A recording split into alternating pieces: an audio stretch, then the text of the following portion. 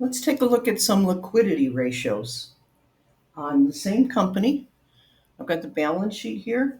Let's take a look at current ratio, current assets over current liabilities.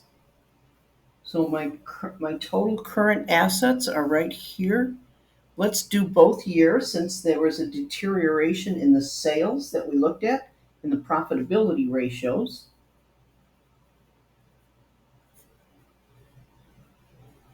Okay, and total current liabilities were also identified. It's nice of them to do that. And my current ratio for 2025 is 2.21. There are $2 of current assets for every $1 of current liabilities. There are $2.21, $2.21 of assets for every liability. So we're looking at it as a ratio. So let's take a look at the prior year, 2024, prior year. Okay, I've got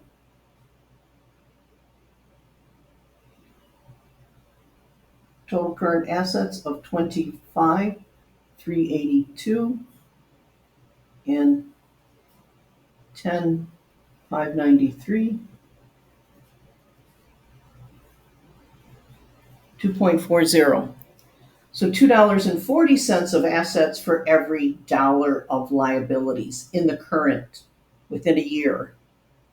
Okay, current liabilities are always within the year. So in terms of liquidating, their position on liquidating is less for the 2025 year. They've gone from having $2.40 of assets for every $1 of liability down to $2.21 of assets for every dollar of liability. Let's take a look at the quick ratio.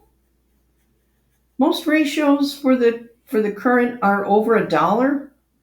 So we like to see that. So we have CC and E plus short-term investment plus receivable,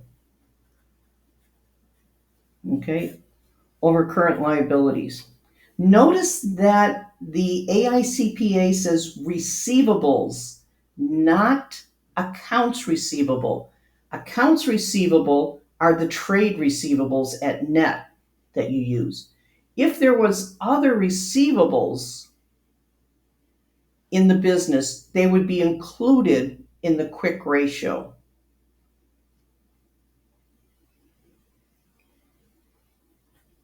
Okay, so 1,300, what the, no, 13,868 over 10,566. So it's cash plus short-term investments plus accounts receivable. I added those up. I got 13,868 into my total current liabilities, and I get a quick ratio of $1.31. So they have $1.31 in quick assets for every dollar of current liability. Let's take a look at accounts receivable turn. Net sales, average, accounts receivable, net. Okay, so my sales were 46,309. Okay, I got that from my net sales, 46,309. Okay, and my accounts receivable net, I add these two together, divide by 2, and I get 4572. And is 4572 right between the middle of that? 4572? Yes. Real quick, do the math. 10 times. The accounts receivable balance is collected 10 times in the course of the year. So these are the sales Assume that most of them go through accounts receivable and are collected, and the balance in accounts receivable is turned over 10 times. That's more than 30 days. Okay, 30 days would be 12 times a year. Inventory turn is cost of goods sold over the average inventory. So I have cost of goods sold, 26,519,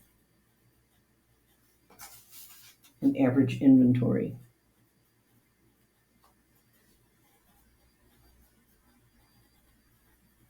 Okay. So cost of goods sold turns over 3.5 times a year. Okay. In a fashion industry, if you took a look at the hint in the profitability, you would have found out the name of this company. But they are in fashion. They are in sports fashion. Okay. So turning over 3.5 times a year, that goes hand in hand with the seasonality of the business. So they have four different times that they put something out there: back to school, Christmas time, spring fashion, that sort of thing. So that 3.5 times is very good. It's in keeping. Asset turnover, sales, average total assets. Okay, so you notice with the turn, we use the average on these. Remember that? So for turning over something, you're turning it over from the beginning of the year to the end of the year. You're counting the number of times. So you have to have the average. And total average assets. And they turn over 1.24 times per year for the asset turnover for this company. Okay, we take a look at the relationship between the average beginning and ending balance on the balance sheet, the revenues, cost of goods sold, or just the plain sales, and we see how many times it churns. How many times does it turn over? This is Professor Campbell. Thank you very much.